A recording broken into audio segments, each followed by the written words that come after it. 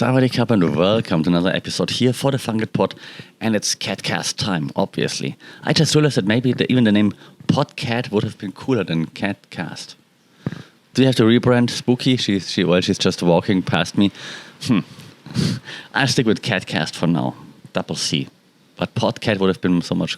Maybe my cats are the Podcats.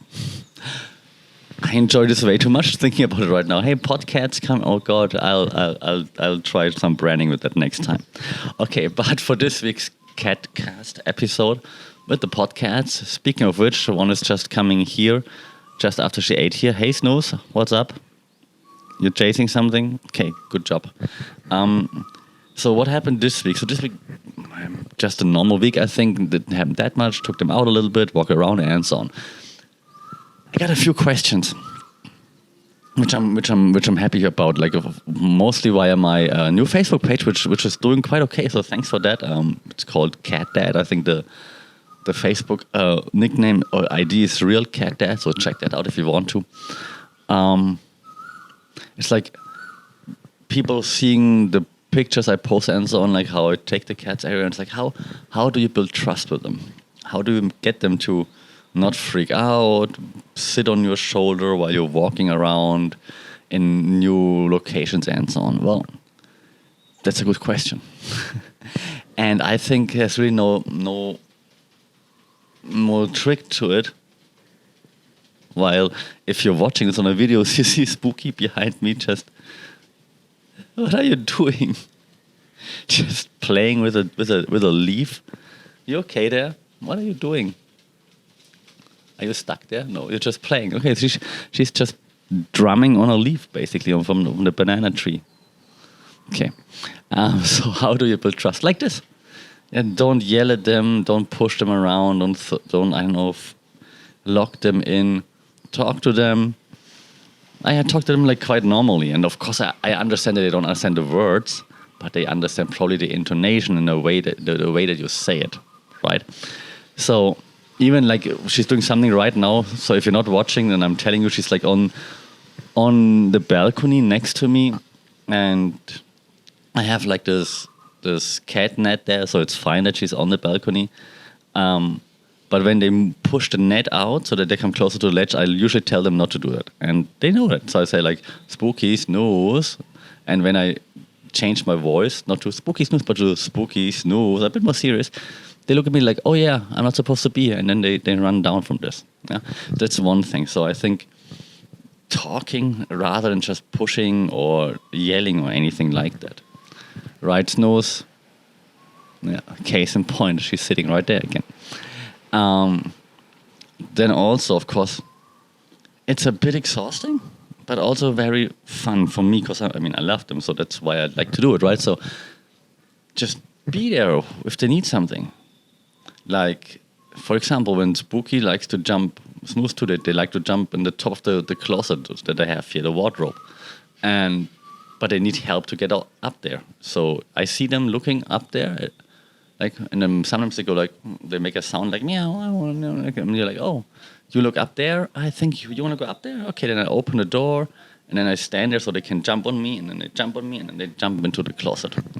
So I'm trying to understand them, shows them, hey, I can communicate with you. You're there for me. Cool. Or the other day, I took, ever since I moved to a different place, so not that familiar with the environment yet. And so then I walked to the next 7-Eleven, which is like 5, 6, 7 minute walk from here. So I had Snooze on my shoulder, but then when it got scary, first she jumped down, but then it got more scary because the car's coming and so on. And so she looks at me with like big eyes, and then I just open my arms, and then she jumps into my arms, like to come close to me, and I just hold her, right? So just things like this, it's really like, it's a little bit like with kids, like just be there, let them explore, but be there if they need you. I think that's really the biggest trick to it. It's not protecting them at all costs from everything. It's not locking them in. It's not bribing them with treats, even though treats, of course, do work for a short time. Like you can get them to do something on the short term. Like I did like a video with them, like on a skateboard, for example. So I put some treats on the skateboard, obviously. But yeah, that's like for short-term stuff, I think. If you want to build trust in the long run, It's really like it's like with people, right, Snooze? It's like with people. You gotta trust each other, and yeah. So then, I mean, I have them in the bedroom, but they're not like in the middle of the bed. They found their own spots, right, where they want to sleep, and they usually sleep like on the very edge of the bed. Both of them, one on top, one on the bottom. I never told them or forced them. Like they just found their spots there, and then if they want to go there, they go there. If they want to go out, then they go out, and then yeah, not forcing them into anything. I think that's how you build the trust. They realize, hey, they can be themselves, while I just look at Spooky scratching on the scratch pad. That's probably the most annoying thing. But it's great. Release some tension. That's all fine. Yeah, so I think that's the secret already. The secret is just letting them be, being there for them, not locking them in your apartment, flat, even if it's a house the whole time. Let them explore stuff. Be there if they need you. You give them a safe haven. If you go somewhere, if I go to a new, like when I go to 7-Eleven, for example, I do take the cat backpack with me, of course, so that just in case they can jump into the backpack, like, okay, I need a safe space, get me in the backpack, and now I feel safe. Yeah, so that happens a few times. So if I have it on my on the back, or maybe sometimes I carry it on the front, but they know it's a safe space. So if it's too noisy, too many cars around, then they just jump into the backpack.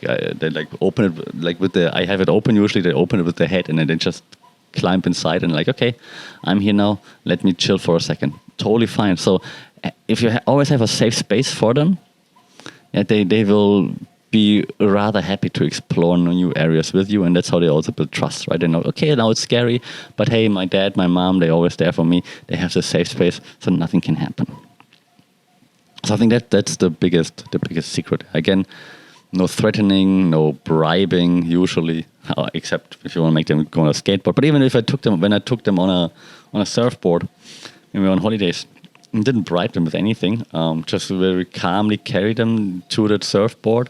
Like on a very calm water, obviously, like very, very calm water, right? So, and then just set them on that big surfboard and just let them have a look. And the first time, then they're like, oh, what is this? Jumped back onto the land. Second time, sniffing around a little bit more.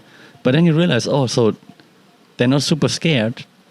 They're just not used to it. So if they're super scared and like, and run away, then don't force them. But if they're like curious, like looking around, then I said put them on there one more time. Like, hey, look at this. Just check it out. Hey. And then they sniff around and like, okay, it's not that bad. And then the third or the fourth time, I just push it a little bit out from the beach, and then you're like, okay, cool, it doesn't feel that bad. Look, I can stand here. Hey, that's nice. Oh, look around. And then that's how I got them to be on a surfboard, for example, like, without bribing, without forcing, without like, I don't know, putting them on a leash and tying the leash around the surfboard or any BS like that, right? So definitely not doing that. So it's really all about trust. And now that leads me to my question, just to finish those 10 minutes that we do each week here on cats. How do you build trust with your cats, and what are you proud of? What's cool? What do you like doing with them? Where do you take your cats? How do you build trust, and so on? Shout out in the comments or via email, funkitpod@gmail.com, social media @funkitpod, or on Facebook, Real Cat Dad. Appreciate the follow, like, share, subscribe would be really cool. Rate this podcast if possible, and let me know. Maybe even send pictures or videos if you want to, what you're doing with your cats, how you build trust, and so on. All right, that's it for this week. Until next week, stay safe, take care, have fun with your cats, and we'll see each other and talk rather soon. Sawadee.